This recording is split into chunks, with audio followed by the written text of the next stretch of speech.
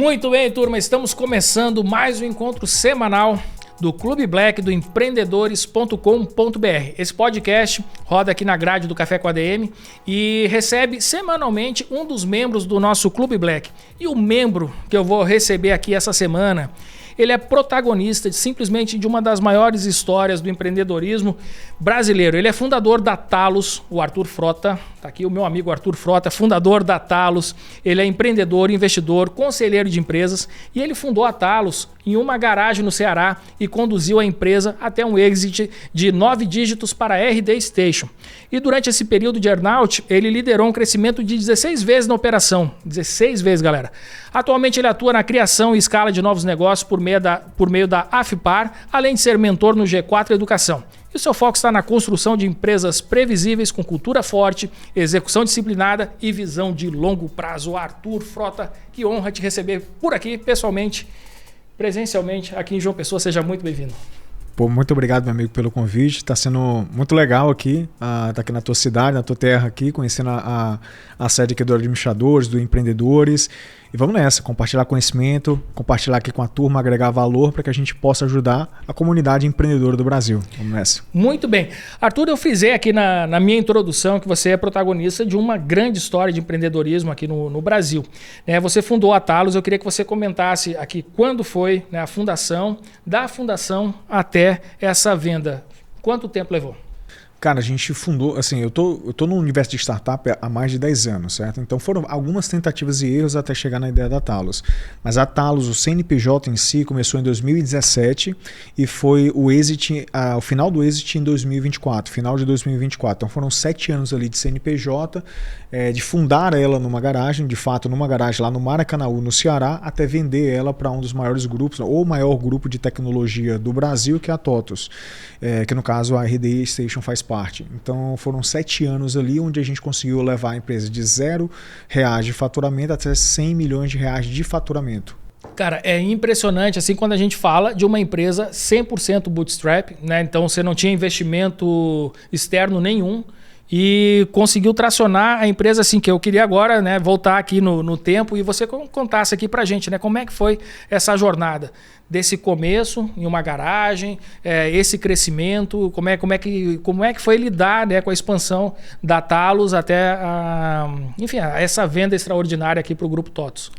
Cara, eu acho que o que eu fico fascinado com o empreendedorismo, é que o empreendedorismo, eu costumo dizer que é a arte de você resolver problemas, e de você imaginar o que ninguém imagina ali ao teu redor. Então, o teu caso é o meu caso, é a gente sonhar e construir, trabalhar dias e noites ali para transformar nossos sonhos em realidade.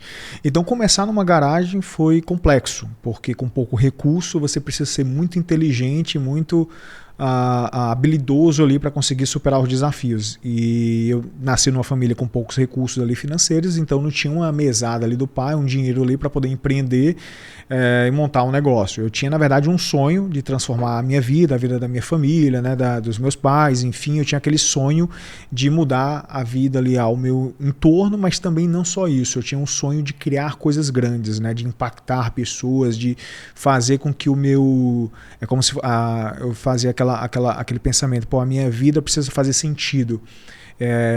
Eu não posso estar na Terra e não deixar um legado, não transformar algo, não mudar o ambiente, o meu entorno, entendeu? Eu preciso impactar ali, eu preciso transformar. Então tinha essa inquietude dentro de mim. Então foi complexo começar numa garagem, mas eu fui muito, muito obstinado a não desistir em meio aos desafios. Precisar ali superar ali críticas, pessoas que não acreditavam no negócio e tal, e eu precisar focar em construir aquele sonho que eu estava colocando ali para mim. Então foi complexo, mas eu posso dizer que foi transformador. Porque no meio dessa jornada o Arthur foi se tornando cada vez mais forte, foi superando desafios, foi aprendendo coisas, que isso foi legal porque justamente eu não desisti no meio do caminho. Eu sempre fui procurando ali superar aquelas barreiras ali todos os dias que eram me colocadas.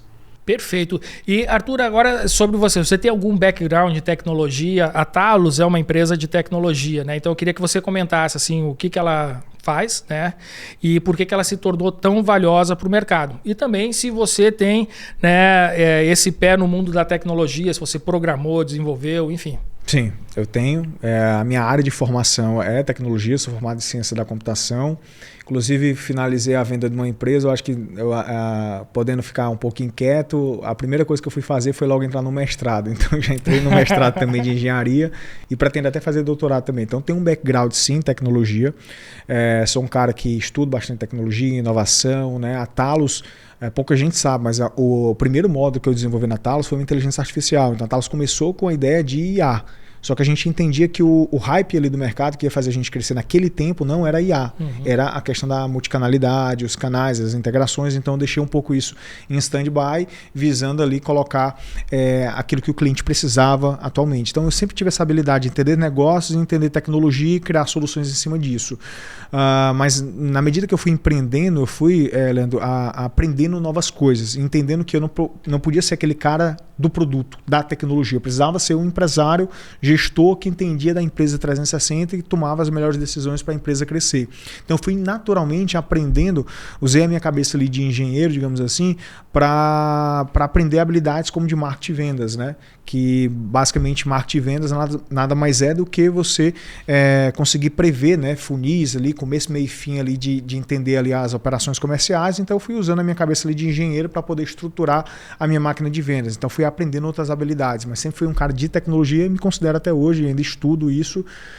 Eu acredito que é a minha zona ali de potência ali, que eu preciso sempre estar do lado dela, porque foi o que me fez chegar com a Talos, né? Ô Arthur, mas me conta o seguinte, né? Eu comentei aqui, o que tornou a Talos tão atrativa para o mercado? Né? Porque assim, a gente tem várias plataformas no mercado que consolidam nessas múltiplas funcionalidades de contato, de WhatsApp, de SMS, enfim. E vocês fizeram isso, acredito que vocês fizeram um movimento antes, né, desse mercado, não sei, você pode me esclarecer aqui. E se tornou algo muito, como é que eu posso dizer, desejável, né? Tanto que aqui a gente falou aqui na introdução, você teve uma venda acima de 9 dígitos. Pessoal, 9 dígitos, vamos lá, só para ilustrar aqui para a turma, né? Você pega aí o 1 milhão, tem 1 milhão, 7 dígitos, tá? Então, 10 milhões, 8 dígitos. 8 dígitos. Então, assim, a próxima faixa aí, que é a dos 9 dígitos, é acima de 100 milhões. Então, realmente vale muito, né? E num período curto de tempo. Se a gente está falando de 7 anos, cara, isso aí no universo empresarial é um período muito curto para você ter uma valorização tão expressiva e tão explosiva assim de uma empresa. Mas em anos de cachorro é muita coisa, né? Então também. Acho que a gente viveu. Com certeza, né? Isso aí faz diferença, né? Mas, e aí, conta aí, o que tornou esse produto tão atrativo, Arthur?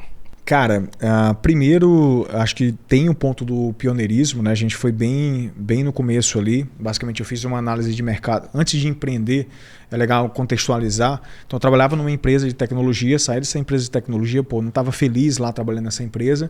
Saí de lá com o objetivo de empreender, de criar negócios, de criar coisas grandes e botar toda essa minha energia, né, em resolver problemas ali. E eu comecei a analisar mercado. Ao analisar mercado, isso era 2016 para 2017, ao analisar mercado, eu vi uma grande carência do mercado na questão do relacionamento digital. E quando eu falo relacionamento digital, é necessário a gente entender que tudo é sobre relacionamento. Então, marketing se relaciona, venda se relaciona, pós-venda, enfim, tudo é relacionamento, entendeu? E eu comecei a ver que as empresas estavam totalmente distantes do consumidor, elas não estavam se adaptando ao consumidor, e na verdade elas queriam que o consumidor se adaptasse a elas. Vou dar um exemplo.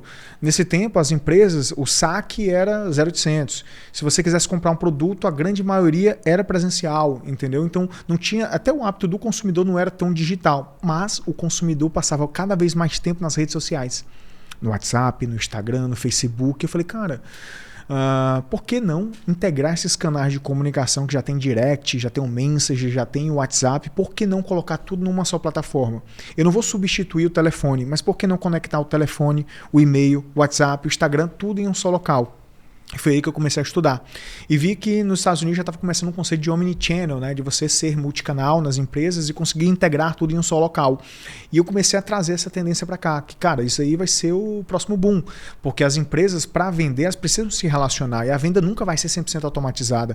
Muitos pontos de venda vão precisar da intervenção humana. Ou uma parte da intervenção humana. Então, eu entendia que eu precisava colocar em um só flow de comunicação para conseguir as empresas atenderem ali. Então, eu vi uma uma oportunidade. Ao ver essa oportunidade, eu vi essa tese e eu comecei a desenvolver esse negócio. Então, cara, isso começou a dar muito certo quando a gente começou a desenvolver. O WhatsApp nem estava pronto, para você te contextualizar, o WhatsApp nem estava pronto para atender de forma empresarial dessa forma, ele nem tinha API aberta, então era com gambiarra mesmo que eu fazia esse negócio. No começo era tudo gambiarra, porque não tinha isso, mas eu precisava provar o conceito desse negócio. Logo depois, felizmente, o WhatsApp lançou a API oficial em 2018, mais ou menos.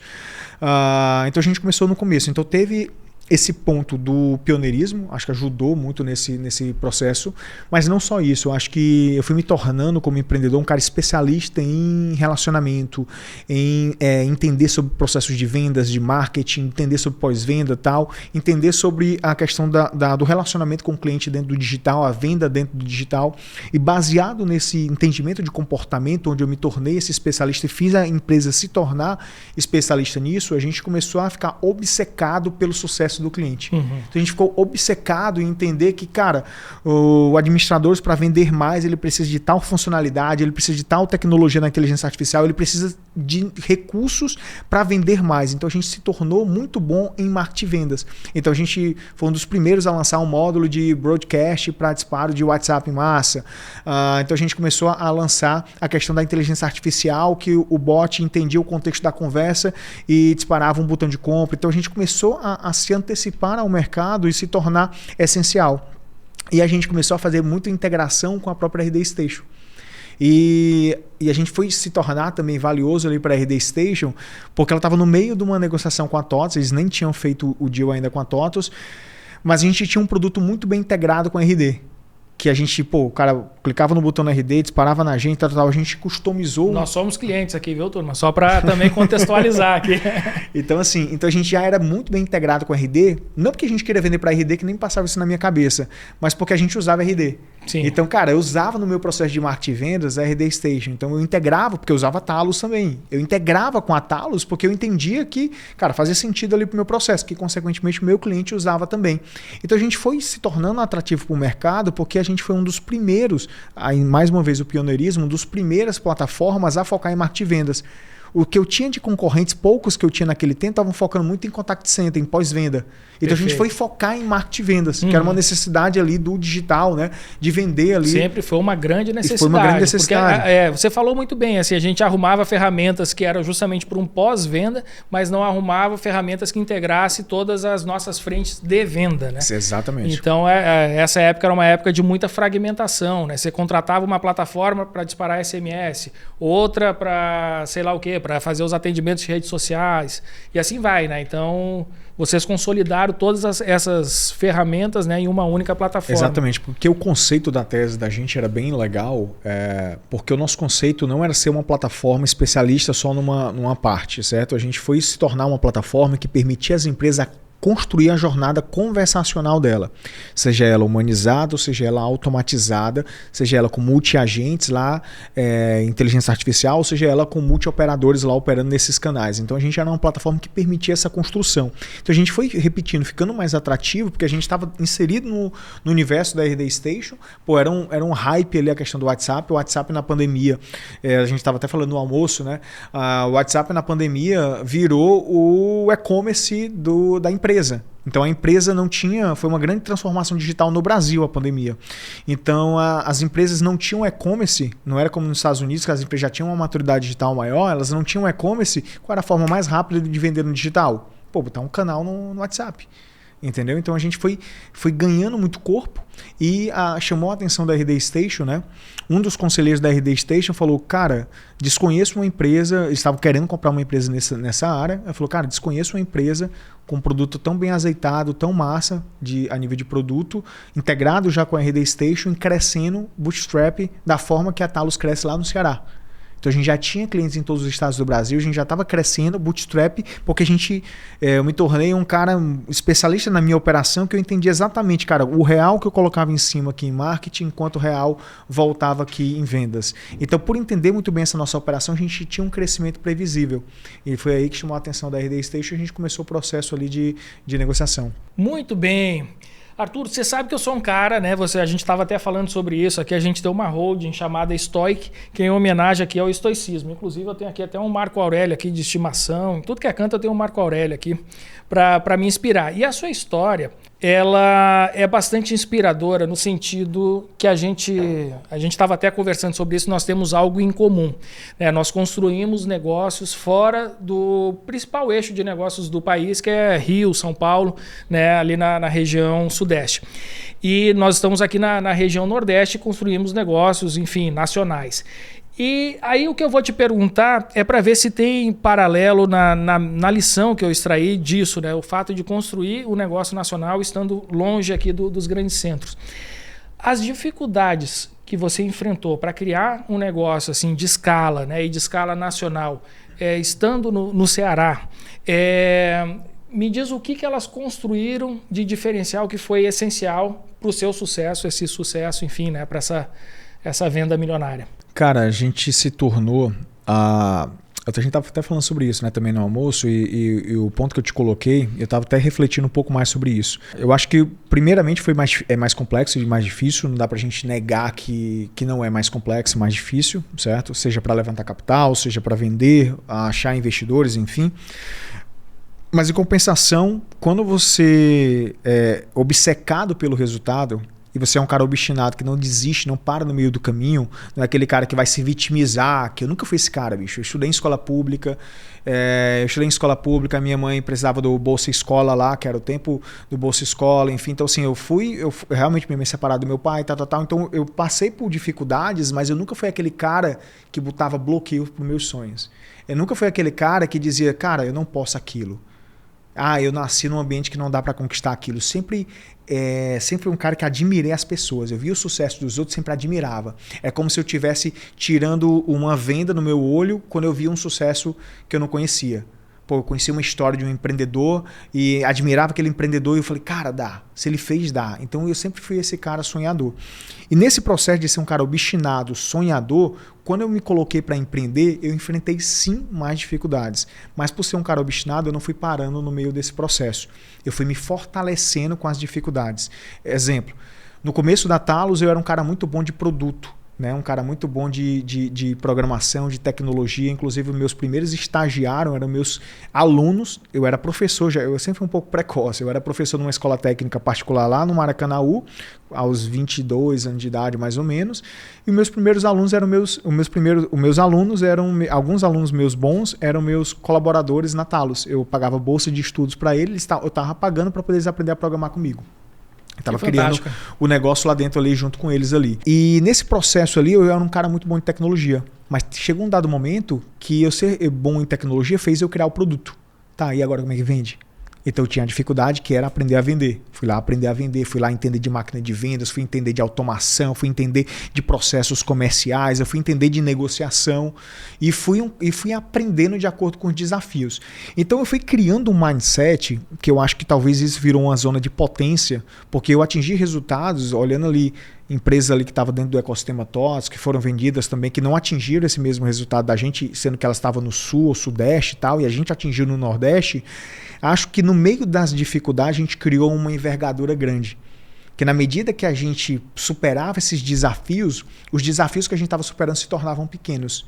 Então e meio que os desafios vão se repetindo, só que em escala maior. Então eu acho que isso foi na verdade, chegou um dado momento que essa dificuldade de estar no Nordeste criando negócio foi zona de potência. Porque lá eu conseguia contratar no Ceará colaboradores com mais facilidade, com um conhecimento que lá em São Paulo eu teria que estar disputando etapas, entendeu? Então comecei a usar isso como zona de potência, comecei a formar um ecossistema, comecei a ensinar pessoas. Cara, eu fiz um TEDx recentemente, estava contando uma das histórias que eu estava contando, que tem várias histórias dessa, era a história do Rafael. O Rafael, antes de trabalhar comigo, hoje ele é um dos melhores programadores lá da RD Station, ele era operador de supermercado, no G Barbosa, lá em Fortaleza. Então ele era um cara obstinado, tal, veio aprender a programar comigo e se transformou um dos melhores colaboradores lá da gente. Então a gente usou as dificuldades para encontrar soluções. Eu acho que isso foi na verdade um certo momento, principalmente no earnout de venda lá para a RD Station, foi um fator diferencial. Com certeza. Cara, eu não imaginava que você fosse dar outra resposta aí para essa questão. Porque você é o típico cara que enxerga nas dificuldades, né, uma oportunidade de crescimento, enfim. E a gente tem essas duas opções. Você encara uma dificuldade como um fator para fazer você desistir ou para fazer você se tornar mais forte. E você, sem dúvida, é esse cara, né, que opta por se tornar mais forte diante dos desafios. Muito bem. Me conta um pouquinho agora. Quando exatamente começou esse movimento de venda, né? Essa conversa, esse interesse da turma da RD Station, enfim, né? Coincidiu com a conversa deles com a TOTUS. Começou até começou antes, né? A gente começou a conversar com eles, final de 2020, começou um namoro ali de entender, de compartilhar números, tal, entender se faz sentido ou não faz sentido. Eu também estava analisando o mercado, de entender um pouquinho as movimentações do mercado, tal, do meu segmento. E, cara, começou um pouco antes, né, esse negócio, mas ele foi se concretizar mesmo ali quase no final de 2022. Eles já tinham sido vendidos para TOTUS.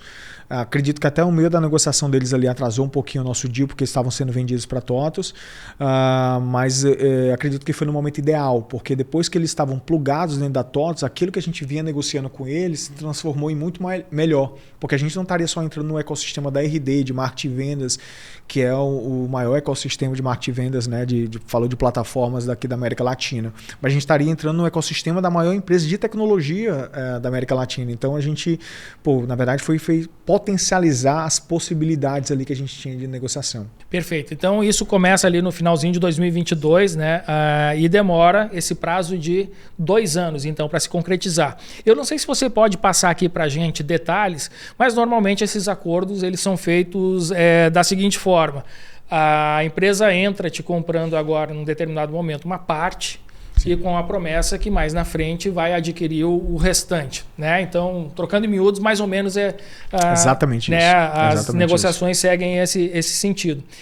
Eu não sei se você pode comentar, mas assim, é porque tem essa fase aqui de um crescimento de 16 vezes aqui. Eu fiquei impressionado, cara. Se a gente está falando num prazo onde isso tudo, né, começa em 2022, 2024 se concretiza, eu queria que você comentasse quando foi esse crescimento de 16 vezes, né? E qual que é o segredo para uma empresa crescer 16 vezes num período tão curto de tempo? Cara, a gente chegou a faturar no final de 24 perto de 100 milhões de reais, certo? Nossa, cara. Tá, agora volta a fita. E aí, quando vocês começaram essa conversa, isso agora conversas de bastidores aqui, você comentou que vocês estavam faturando 6 milhões. Isso, exatamente. Em 2022 a gente estava faturando a gente estava faturando um pouco mais de 6 milhões. Arthur. E aí? Cara, a gente ia até faturar mais, porque a gente sempre foi muito bom de vendas, de crescimento. Mas a diferença é que a gente antes crescia bootstrap. O que eu fico impressionado, assim, porque na cabeça de um empreendedor, bootstrap, quando tem um crescimento, sei lá, você cresceu 20% no ano, 30% no ano, você comemora muito, né? E quando você está falando, aqui a gente começou uma conversa com 6 milhões de faturamento, né? E 2 anos depois você está faturando 100 milhões, até a cabeça do cara se acostumar com com essas cifras, eu acho que tem dá uma certa vertigem ali, né? Cara, com as cifras sim, porque são valores maiores, né? Na medida que você vai aumentando o teu faturamento, você crescer 4 vezes mais é mais difícil. Você crescer 400% no ano é mais difícil, em cima de números maiores. Mas a gente sempre cresceu, a gente sempre foi dando essas porradas de crescimento, triplicando a operação ano a ano, entendeu? Porque, por exemplo, eu falei que o CNPJ da Talos desde 2017, mas a nossa fase operacional de venda, porque foi 2017, 2018 para desenvolver o produto, 0 faturamento. A gente começou a fazer a fase operacional em 2019. Então foi 19, 20, foi 21. Tempo ainda mais curto, né? Mais curto ainda. Então, assim, só que eu falei do CNPJ, né? Que a gente estava criando produto, entendendo a tese de mercado e tal. Então a gente sempre foi. Uma vez que a gente entendeu, uma coisa que eu me tornei muito bom. Uma vez que a gente sempre foi muito bom de fazer pequenos testes. Testa. Uma vez que você entendeu ali como é que funciona, você bota energia e foca numa determinada coisa. A gente nunca foi de se dispersar, de olhar muitas coisas. Então a gente era muito focado. Por exemplo, eu fiz a venda da Talos 100% com um único canal de vendas. 100% com um único canal de vendas. Eu empilhava mais de 600 mil NMRE, que são novas assinaturas mês, 600 mil de novas assinaturas mês, 600 mil só com inbound marketing. 100% com inbound marketing. Nossa, Desde o cara. início foi assim, até o final foi assim. Por quê? Porque a gente testou várias coisas antes. Uma vez que a gente entendeu que muitos empreendedores erram isso, que não sabe, começa a ter sucesso numa determinada coisa, vai encontrar um monte de mentoria, de um monte de conselheiro, de empresa, de influenciador, e tenta um monte de coisa no teu negócio e desfoca. E deixa de crescer. Então a gente sempre foi muito focado. O segredo para crescer como a gente cresceu foi o foco. Então a gente não se dispersou nem no earnout. Então a gente sempre cresceu, Leandro, esses valores, né, de 400% ao ano e tal. A diferença é que, em cima de números maiores, pode assustar um pouco na operação, tendo que contratar 100 pessoas ao ano, como a gente teve mais de 200 funcionários e tal. Então isso pode assustar. Mas, cara, como eu sempre enxerguei a visão de longo prazo da Talos, que ela seria isso, que ela seria a maior plataforma de atendimento digital do Brasil, por isso que eu fiz o deal com a RD. Isso era um dos motivadores que eu queria. Eu não queria ser o reizinho ali da Talos ali em Fortaleza. Eu queria que ela fosse grande, que ela fosse muito maior, entendeu? Então, basicamente, a gente entrou lá dentro do earnout, a gente tinha essas metas lá de crescimento, e como eu já tracei essas metas de crescimento antes da venda, não me assustou, porque eu já estava batalhando por esses números. Quando alcançamos esses números, né? Eu até brinquei que eu falei para o fundador um dos fundadores da RD, eu falei, cara, só tinha 2 pessoas que assinavam o contrato que eu assinei. Ou o cara é doido, ou o cara confia muito no taco dele. Doida não era, eu sabia o que eu estava fazendo, porque eu entendia a minha operação. E a gente cresceu muito bem dentro dali do bootstrap. Então, basicamente, eu não te falei aqui no começo do podcast que eu entendia muito bem quanto eu investia no marketing, quanto voltava em vendas. Então, basicamente, com investimento é a mesma coisa. Só que você está investindo números maiores. Mas se você tem a excelência operacional, você consegue dosar esse investimento e fazer com que ele performe gradativamente, de forma correta. Então não assustou não. Pelo contrário, mais encorajava a gente, porque a gente estava tendo êxito, né, naquilo que a gente tinha desenhado como plano. Muito bem. Você comentou que lá em 2017, né? Agora me corrija aqui qual foi exatamente a frase que você usou, mas você comentou que era uma empresa de IA, né? Sim. Alguma coisa assim. Agora não sei se foi exatamente com essas palavras. E só que aí o foco não foi em IA, e sim em resolver essas dores ali do mercado, né? Isso é uma dica massa para os empreendedores, tá, que tá assistindo isso. Talos, primeiro nome Talos. Por que é Talos? Né? O pessoal sempre pergunta. Talo vem de caule, né? E o caule é o que para a planta? Ela conecta, é a base, sustenta. Então a gente era isso para as empresas, tá? Então o primeiro projeto da Talos era a TAI, a Talos Artificial Intelligence. A gente, quando visou a dor de unificação dos canais, a gente entendia, cara, por que não agora automatizar? Usando rede neural, tal, deep learning. Então eu estava acompanhando tendências, né? Enfim, e estava tentando implantar lá. Só que, cara, todo bom empreendedor de sucesso, ele não é apaixonado pelo produto. Ele é apaixonado pelo problema. Então ele tem que entender o problema que ele está sendo inserido. E diferente de mercados... Isso é profundo, viu, galera? E diferente de mercados, talvez, que compram a inovação, que é diferente do nosso mercado, que startups aqui no Brasil não são pagas, investidas para inovar, são pagas e investidas para retornar dinheiro, acabou-se, entendeu? Diferente de startups nos Estados Unidos, a lógica é diferente. Eu entendi que a necessidade do consumidor, eu era apaixonado pelo problema, a necessidade do consumidor naquele tempo não era IA. Só que eu cometi um erro, eu já desenvolvia a tecnologia da IA e eu tive que dar um passo para trás. Por isso que a Talos demorou esse 2017, 2018 no produto, porque eu estava nessa interseção da IA ou não IA, foca na multiplataforma lá de multicanalidade e tal. E uma vez que eu foquei no problema, eu entendi, cara, a necessidade do cara é integrar canais, atender as pessoas lá nos canais e botar as pessoas operando lá, e o máximo que ele precisa de automação é um botzinho com números lá, que digita 1, 2, 3, transfere, entendeu? E algumas automações básicas lá da IA poderia ser útil para ele. Então eu fui entendendo a necessidade do consumidor. Aí o que foi que eu fiz? Coloquei em stand-by o roadmap lá de IA e foquei naquilo que era a necessidade do meu consumidor, certo? E acertei, porque a gente começou a crescer, porque realmente a necessidade era aquela. Hoje em dia é um consumidor totalmente diferente, porque está todo mundo colocando aqui as tendências, né? Todo mundo querer usar a IA para tudo, mas naquele tempo não era. Hoje já é diferente. Então se eu estivesse fazendo a Talos hoje, era diferente. Não porque eu sou apaixonado pelo produto, mas apaixonado pelo problema e a necessidade do consumidor de fato. Perfeito. E a gente conhece também muitas empresas que desenvolveram uma tecnologia muito inovadora e que o público não estava ainda preparado para...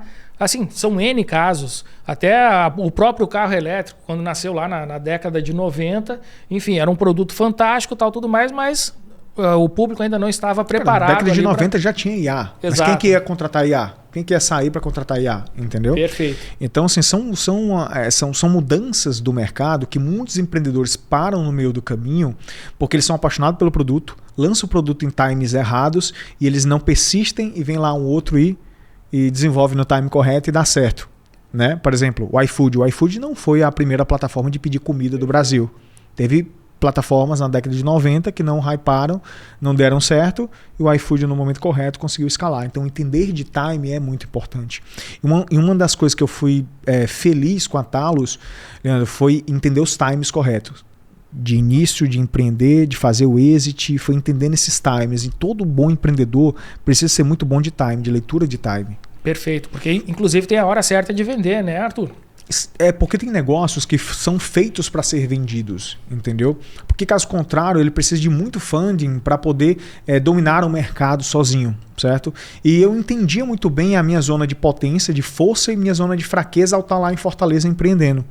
Ao entender isso, eu entendia que aonde eu estava inserido fazia muito mais sentido um exit. Entendeu? Pode ser que nos próximos passos agora seja diferente, depende da tese. Entendeu? Então, assim, vai depender realmente do mercado. Naquele meu mercado fazia sentido. Muito bem, turma. Estamos tendo aqui uma verdadeira aula de empreendedorismo com Arthur Frota, fundador da Talos. E, cara... Agora me conta o seguinte, né? Lógico, empreendedor é um bicho que se conhece, se reconhece. Eu sei que você passou por um momento, e você pode me confirmar, que foi, assim, acho que apesar de ser uma decisão clara, ela foi difícil de ser tomada, essa decisão da venda. Me conta como é que foi e qual foi o seu sentimento. Cara, eu posso dizer que minha venda foi uma venda faseada em duas partes. E eu fui inocente quando eu assinei em 2022, eu realmente vendi faseado ali a operação e o meu earnout ele não tinha teto. Então quanto mais eu vendesse, mais crescesse, eu poderia bombar e fazer uma venda muito maior lá na frente. Então era realmente muito tentador ali uma possibilidade dessa. Mas o que realmente fez mais eu querer vender e fazer o deal lá com a RD foi o que eles conseguiriam fazer com que a Talos se tornasse. Os investimentos que eu estaria negociando e tal. Eu negociei uma independência no earnout também, certo? Mas em 2022, quando eu assinei, parecia que eu não tinha vendido. Parecia que eu tinha levantado um investidor e tal, e eu estava tocando aqui o negócio. Quando eu concluí o processo em 2024 e eu decidi não continuar na operação, eu decidi não continuar porque eu não estaria continuando na Talos, eu estaria continuando num grupo com um desafio diferente. E o que eu era apaixonado era por tocar Talos ali. Então eu era apaixonado por aquilo dali. Então eu decidi não continuar. Foi uma decisão muito difícil. E cara, foi uma decisão que eu posso dizer assim, tipo assim, quando terminou o earnout lá e concluiu o processo, foi muito doloroso. Porque parece que caiu a ficha de fato que eu vendi a operação. Aí o pessoal até fala, é como casar um filho, né, Arthur? Uma filha e tal. Eu falei, não, cara, é como tu perder o teu CPF. Imagina tu perder hoje o teu CPF e tu se questionar quem eu sou agora. Foi tipo isso, entendeu? Na venda. Porque eu era tão apaixonado fazendo aquilo dali que pra mim, cara, é como se eu me sentisse vivo fazendo aquilo ali. Eu não tô dizendo que isso tá correto não, né? Eu acho que na medida que a gente vai amadurecendo, a gente vai entendendo quem somos, o que fazemos, né, não define a nossa essência. A gente vai entendendo que a criatura não pode ser maior do que o criador. A gente precisa entender esse processo até de autodescoberta. Então, para mim foi difícil sim, mas foi um processo transformador de amadurecimento, né, de me conectar mais com a minha família, com a Talos, até te contando nos bastidores. Trabalhar feito um cachorro, manhã, tarde e noite. Então, para você criar um negócio bootstrap, de onde eu criei, né, nasci, enfim, cara, o cara tem que trabalhar muito. Não pode ser aquele cara que quer ficar tranquilo no sábado. Ô Arthur, agora esse ponto que você falou, eu queria explorar um pouco mais, porque existe um certo olhar, uma certa crítica para as pessoas que se dedicam a essa jornada exaustiva de criar um negócio. Só que como você falou, cara, eu era apaixonado por aquilo ali. Aquilo ali me gerava uma identidade como profissional, como pessoa, como empreendedor. E muita gente não entende essa paixão, né? Esse hiperfoco, essa coisa que faz o cara trabalhar de manhã, de tarde, de noite, de madrugada, acordar com uma ideia e continuar trabalhando. Como é que você enxerga, né, esse processo? Eu sei que todo mundo tem que ter um equilíbrio, que a vida a gente tem que ter um equilíbrio, senão uma hora a gente pifa e tal. Mas quando isso é motivado muito mais por não é por uma pressão, nem por nada, mas por uma paixão, como você bem declarou aqui, cara, para mim isso tem outro sabor, tem outro contexto, outro sentido, né? Cara, com certeza. Tem um outro sentido, porque é como se você tivesse... Pô, é muito massa você sonhar, visualizar, ter uma visão de longo prazo e conseguir construir isso dia a dia, certo? Então é muito legal você conseguir fazer esse processo. Então sim, tinha um outro gosto, para mim não era pesado trabalhar de domingo a domingo, pô, tá indo sair com a minha namorada e só falar de talos para isso, talos para aquilo, ela não entendia. Ela até falava que não entendia porra nenhuma e basicamente o meu olho brilhando lá empolgava ela. Então assim, eu era realmente apaixonado por aquilo dali, ainda sou, né? Sou apaixonado por tudo que eu faço. Então tem um outro sentido sim, então até um conselho que eu dou para os empreendedores, cara, é muito vazio quando você foca só no dinheiro. Cara, eu quero bombar a minha empresa porque eu quero andar de jato, que eu quero ter uma ilha, que eu quero sair na Forbes. Cara, você tem que ser apaixonado pela transformação que você gera, entendeu? Pelo impacto que você gera, pelo legado que você vai deixar, entendeu? Porque o dinheiro sempre vai ser a consequência. Exemplo, uma vez me perguntaram, cara, e como é que é agora os próximos passos, enfim, tu vai querer continuar empreendendo e tal, como é que é? Cara, se o meu objetivo fosse só o dinheiro, só aquela realização financeira, pô, estaria puta depressivo do que eu vou fazer agora, tal, enfim. Já teria cumprido, né, esse objetivo. Mas, cara, não era sobre o dinheiro, nunca foi sobre o dinheiro. Então, assim, o objetivo era a realização, a construção. Então, quando um empreendedor é drivado à construção, se apaixona ali realmente pelo problema, pelo propósito da empresa, engaja os colaboradores para isso, cara, tem um outro significado a jornada dele. Ele começa, eu conheço um empreendedor, 80 anos de idade, lá no Ceará, morto de apaixonado pelo que ele faz de construção, porque se o objetivo, e ele já é bilionário, se o objetivo dele fosse só dinheiro, ele já tinha parado há muito tempo. Mas nunca foi sobre o dinheiro. Então, pessoas que são ricos, né, que são depressivos, enfim, porque talvez colocaram muita paixão no dinheiro. Então, esse era o ponto. Então, para mim, era realmente legal fazer aquele dali e não era cansativo justamente pela paixão. Muito bem. Galera, esse cara aqui tem só 33 anos. Dá para acreditar num negócio desse? Então, assim, cara... tem que atualizar isso, porque eu já fiz 34 semana passada. Opa, foi mal aí, olha aí, passou dos 33, 34. Mas imagina, cara, o tanto que tu tem para criar. Mas eu tenho que me acostumar com isso, que eu te falei que eu tinha 33 Exato, na mesa. Né? Uhum. O tanto de valor ainda que você tem para gerar aqui para o mundo, né? Arthur, não existe uma grande empresa sem um grande líder. Cara, isso aqui pode escrever na pedra. É impossível que uma empresa cresça, se torne uma empresa admirada, que se torne uma empresa, como você falou, com colaboradores engajados, se você não tiver um grande líder. Eu queria que você comentasse a sua visão de liderança, o seu estilo de liderança e se você teve, nessa jornada aí de 7 anos, se em algum momento você teve que tomar decisões impopulares. Cara, eu sempre tive um estilo de liderança muito inspirador. Sempre inspirei muitos meus colaboradores a construir, a realizar, a fazer, enfim. E sempre tive esse drive, né, de ajudar pessoas, tal. Então, assim, eu sempre procurei dar oportunidade para as pessoas que não tinham oportunidades no mercado de trabalho. Eu me via nessas pessoas e queria ajudar, tal. Então, eu sempre criei um ecossistema que se ajudava e crescia em conjunto. Então eu sempre tive esse drive ali realmente de inspirar as pessoas, de conduzir a melhor versão ali dos meus colaboradores. Mas no começo da Talos, né, eu não entendia, por exemplo, eu era programador, não entendia o que era cultura organizacional. Quando eu tinha, em 2021, Leandro, 2020 para 21, eu estava com 80 colaboradores. E eu não entendi. Remoto, né? Não, pandemia, presencial. É. Eu sou um pouco nesse ponto. Old school. Old school. não acho ruim, não vou ser aquele cara que vai cagar a regra e dizer, pô, cara, digital, o cara no remoto, no trabalho. Cara, eu não aprendi a trabalhar remoto. Eu, Arthur, se alguém puder me ensinar, tal, eu não aprendi a trabalhar remoto. E os setores que eu coloquei remoto, eu aumentei a produtividade. Não vou nem colocar aqui pro erro do cara, o cara não trabalha em casa e tal. Pô, de gestão, às vezes é nós, como empresa, não consegue ter um modelo de gestão que consegue acompanhar as pessoas. Então, nosso modelo de gestão de inspirar, de capacitar, de transformar as pessoas na melhor versão delas, ajudar nessa jornada, era muito drivado no presencial. E nesse ponto lá, eu tive que tomar uma decisão muito difícil que, quando eu estava crescendo, e eu estava com 80 colaboradores nesse tempo, em 2020 para 2021, tinha engordado, estava com ansiedade, trabalhando feito um cachorro lá dentro ali na empresa e tal, me sobrecarregando porque as coisas não estavam funcionando ali corretamente. Eu comecei a analisar a cultura organizacional da minha empresa. Eu contratei uma consultora de Growth Hacking, né, a Magali, e nessa consultoria lá, que ela foi falar sobre crescimento, ao analisar, ela falou assim, Arthur, tu não precisa de consultoria de Growth, porque tu não está pronto para crescer mais. Tu já está cheio de problema aqui dentro, tu está com um problema de cultura organizacional. As pessoas não se parecem contigo aqui dentro.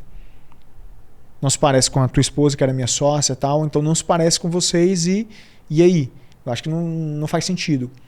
Cara, eu fiz uma análise cultural do que a gente entendia que fazia sentido comportamentos, o que não fazia sentido comportamentos. A gente foi definir o nosso playbook. Se você ir de casa e não sabe o que é cultura organizacional, cara, para de contratar as pessoas agora da tua empresa e foca em aprender sobre cultura organizacional. Quase eu quebrava o meu negócio porque eu tive que tomar essa decisão que eu vou explicar. Mas cultura organizacional, até para você de casa saber, nada mais é do que você definir e entender quais são os comportamentos que você vai permitir na tua organização. Cara, quais são os padrões que tu aceita, o que tu não aceita. O que tu aceita vira padrão. Então, se tu não corrige uma pessoa que não bate meta, se tu não corrige uma pessoa que está chegando atrasada, aquilo vira padrão ali dentro. Então, padrão, o que tu permite na tua empresa vai se replicar. Porque as pessoas vivem em comunidade desde que o mundo é mundo. Então, baseado no que elas vivem em comunidade, elas repetem o que a comunidade faz. Elas vão repetir. Então, a cultura é isso. É o que esse ambiente comunica. Porque as pessoas vão repetir aquela comunicação. E eu comecei a definir o que era a minha cultura. E ser incisivo naquilo dali. E uma vez que eu defini isso, eu comecei a entender quem não fazia sentido e quem fazia sentido. E por baixo eu tive que demitir 50% a 60% do meu time, desses 80 pessoas. Forte aí, né? Foi. E quem conduziu a grande maioria das demissões foi eu. No começo fui super mal visto, o pessoal criticando e tal, enfim. Nesse processo, até fazer mentoria na Endeavor, até uma mentora lá até falou, mas que raio de cultura é essa? Eu preciso fazer um negócio desse. Mas foi de uma hora para outra, Arthur, assim, esse processo todo? Foi de uma hora para outra. E eu estava no meio da negociação com a RD, foi a melhor coisa que eu fiz. Porque se eu tivesse vendido a empresa com a cultura errada, eu não teria tempo em 2 anos para corrigir. Cara, que animal esse depoimento, cara. Eu não teria crescido. Eu tô lembrando aqui do livro do fundador da Netflix, né? Que ele comenta um caso muito parecido, que por conta de questões financeiras ele teve que demitir também, sei lá, 50% do time dele, da noite pro dia, né? De um dia pra noite. E aí fez isso com maior pesar, tal e tudo mais. E ele disse, quando ele foi pro trabalho no outro dia, depois dessa demissão ali em massa, ele disse, deve estar todo mundo, né, um clima de velório na empresa depois disso e tal, não sei o quê. E aí ele chegou no outro dia e começou a notar as pessoas trabalhando mais entusiasmadas, com mais afinco ali. Ele disse, o que está acontecendo e tal? E ele chega num conceito, né, numa descoberta, que ele... Cara, isso aí tem que entrar nos livros de negócio, não só nesse caso da Netflix, mas você está reportando aqui agora. Ele aumentou a densidade de talentos da empresa, porque o critério de decisão dele para demitir 50%, ele disse, não, eu vou demitir os menos engajados, os menos talentosos. Exatamente. E tal e tudo mais. Vou ficar com a outra metade que só com os caras que são o AAA aqui da empresa. E foi o que aconteceu. Então, assim, quando ele aumentou essa densidade de talentos da empresa, a empresa passou a performar mais. Até porque o talento, o bom talento isso, se desmotiva quando vê o mau talento. Entendeu? Então, assim, tomei essa decisão. No começo foi difícil, fiz uma demissão super humanizada, Pô, nada... Porque o erro era meu. Naquele momento o erro era meu. Depois que eu defini a cultura, contratava baseado na cultura, os meus rituais eram baseados na cultura, para engajar as pessoas no processo. Eu tinha um playbook correto de cultura na Talos. Do café com CEO, que eu ia reportar resultado, as convenções que a gente fazia trimestrais com time, de engajamento e tal. Então tinha várias rotinas para engajar as pessoas na cultura. Uma vez que eu defini a cultura, a demissão também era muito mais tranquila, porque estava muito tranquilo. Sim. O que a gente aceitava e o que a gente não aceitava. Mas antes que a decisão que eu não tinha definido, então quem errou foi eu. Então era mais assim, era uma demissão super humanizada, um erro meu, certo? Mas a gente corrigiu. E foi a melhor coisa que a gente fez. E inclusive foi difícil as pessoas entenderem, mas foi muito tranquilo depois elas compreenderem. Foi difícil ela entender, mas depois foi tranquilo elas compreenderem. Porque, cara, eu dei o meu exemplo, eu não contei aqui. Mas antes de montar a Talos, sabe qual foi minha principal motivação para montar a Talos? Foi ser demitido de uma empresa. Trabalhava numa pequena empresa de tecnologia que tinha 50 a 60 funcionários lá em Fortaleza. Era gerente lá de um time, tinha 21 para 22 anos de idade. E não estava feliz naquela empresa, a cultura lá eu não pertencia àquela cultura. E a empresa lá, eu não tinha palco e vez para conseguir tomar a iniciativa e resolver problemas, entendeu? Lá dentro eu tinha que estar no meu mundinho e eu nunca fui o empreendedor, você sabe que é aquele cara que quer resolver 1001 coisas, entendeu? Então a empresa lá eu não estava feliz e recebi o melhor empurrão, ser demitido da empresa. Olha aí. Então, tá quando eu demitia... Às vezes um pé na bunda é exatamente isso, né, cara? E quando eu demiti o cara lá, eu falei, cara, eu tô fazendo mais bem para ele também. Porque eu estou dizendo para ele que aqui não faz sentido para ele. Sim. Mas ele vai encontrar um local que vai fazer sentido para ele, desde que ele procure isso.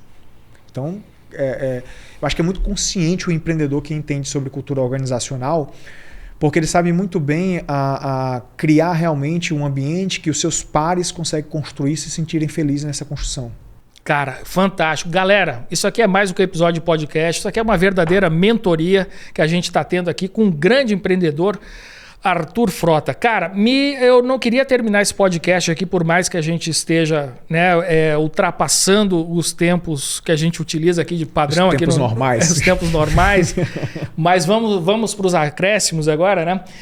Eu queria saber quais são os negócios atuais. Então, finalizamos esse capítulo aqui da Talos, o que veio na sequência, né? E o que está por vir. Massa.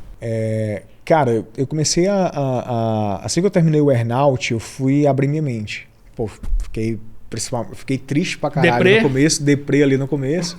Aí eu fui ficar deprê lá na Europa. Boa. Melhor coisa, sempre falo isso. Lá, né? Tal, e eu fui abrir a mente. Curti uma depressão em Paris aí. Então eu fui abrir minha mente, fui fazer cursos, fui fazer um intercâmbio lá em Berkeley, nos Estados Unidos, fui passar um tempo no Vale do Silício, então eu comecei a me conectar com novas pessoas para abrir minha mente. Porque eu entendia muito bem, eu sempre tive uma maturidade de entender muito bem que eu só conseguia construir aquilo que eu conseguia enxergar. Então eu precisava enxergar novas coisas para construir coisas maiores, porque construir a Talos eu já enxergava. E os próximos negócios eu não queria criar uma nova Talos. Porque aqui eu já fiz. Eu quero criar algo maior, então eu preciso enxergar coisas maiores. Então eu foquei meu ano de 2025 para aprender, para estudar e também para escrever um livro. Então eu comecei a escrever um livro que vai sair pela editora Gente em março. Uma coisa boa, nossos grandes parceiros. Maior editora aqui do Brasil, editora Gente. É um livro que eu me orgulho muito, que conta a jornada, os bastidores da Talos, mas não só isso. Eu não queria fazer um livro só motivacional. Eu queria fazer um livro também que inspirasse as pessoas, mas eu queria ensinar, mas qual é o segredo? Qual é o modelo de gestão que vocês usavam na Talos? E eu passei a me dedicar a criar uma metodologia do que a gente usava na Talos. A gente criou um método Scale. E esse método Scale vai estar sendo ensinado nesse livro. Inclusive já tem título esse livro.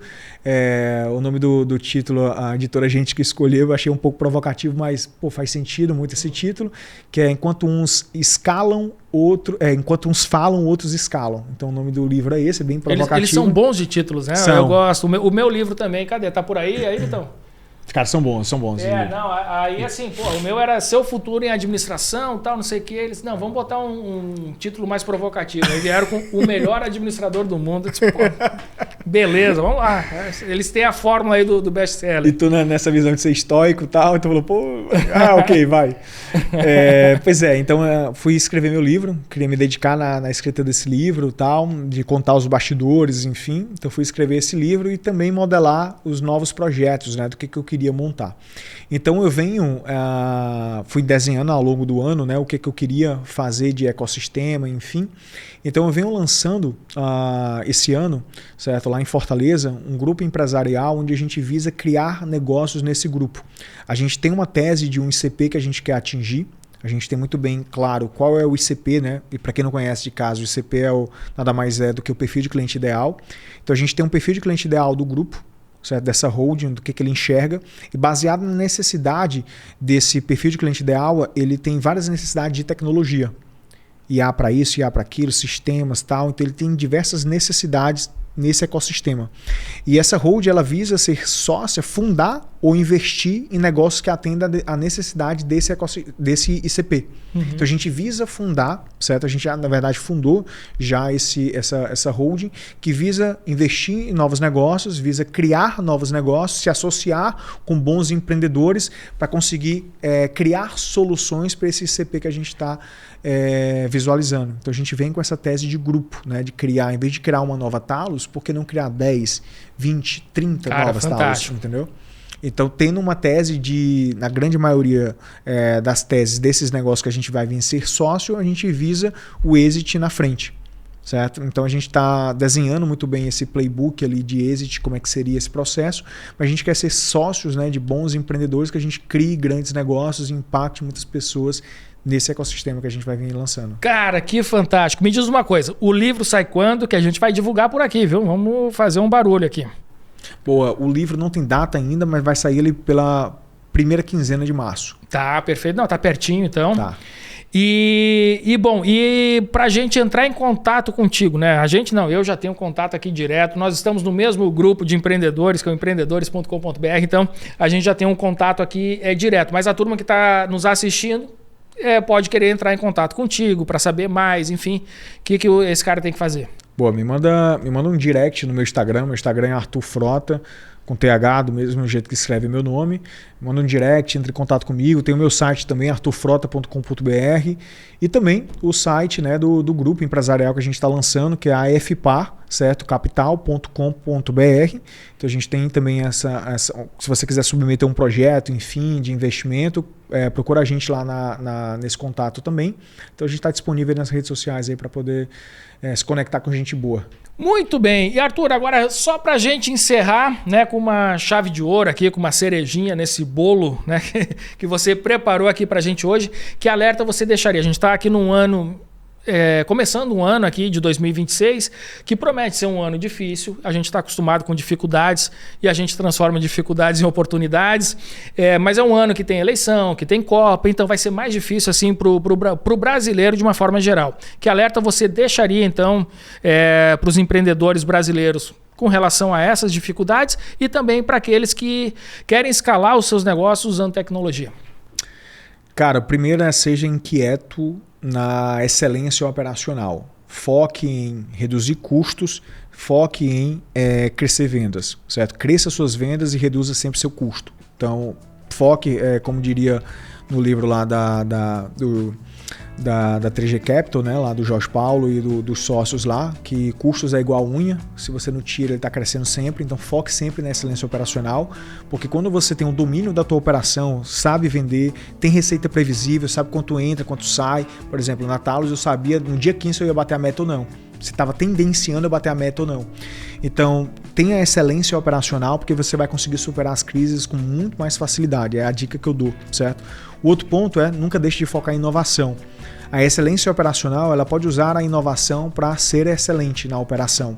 Então, use inteligência artificial para automação de processos. A gente está no hype de IA e cada vez mais que o hardware evolui, né? Cada vez mais que as empresas conseguem criar modelos computacionais ali mais potentes, a gente vai ter mais recursos de plataformas multiagentivas que você consegue criar agentes que se conectam com outros agentes e resolvem N problemas dentro da empresa. Então, foque sempre na inovação do teu negócio para tu conseguir ser mais eficiente operacionalmente falando, tá? Então essa é a principal dica que eu dou para os empreendedores. E fora isso, cara, seja obstinado e nunca desista dos teus sonhos. Foque em sonhar, não coloque o problema como ator principal do teu ano. Ano após ano, tu falou dessa mensagem de ser um ano difícil, ano após ano eu escuto isso, esse ano vai ser difícil, esse ano vai ser difícil. Então sempre eu escutei na minha vida que esse ano vai ser difícil. E era difícil lá no Maracanaú, quando eu morava de casa alugada lá com a minha mãe lá. Então era muito difícil lá. É difícil esse ano. Então sempre vai ser difícil, meu irmão. Sempre vai ser difícil. Então não desista. Sonhe grande e supere esse ano difícil, entregando grandes resultados. É o que eu desejo para você em 2026. Muito bem, turma, olha aí. Fechamos aqui um bate-papo transformador com Arthur Frota. Já gruda nesse cara, já segue ele nas redes sociais, passou aqui todas as redes sociais, Arthur Frota lá no Instagram, arturfrota.com.br, o site dele, LinkedIn também tá por lá. Arthur Frota também. Também, já busca ele por lá, se conecta com ele para aprender cada vez mais e para ver todas essas novidades aí que estão chegando pela frente. Beleza, turma? Esse aqui foi um encontro semanal do empreendedores.com.br, onde eu recebo aqui todas as semanas um dos membros do nosso Clube Black. Para você saber mais sobre essa nossa iniciativa que reúne alguns dos maiores empresários brasileiros, acesse empreendedores.com.br. Beleza, turma? Na semana que vem a gente volta com mais cafeína para vocês, que nem eu tô terminando que nem o Café com a DM aqui, né? Até lá, turma. Até a próxima semana.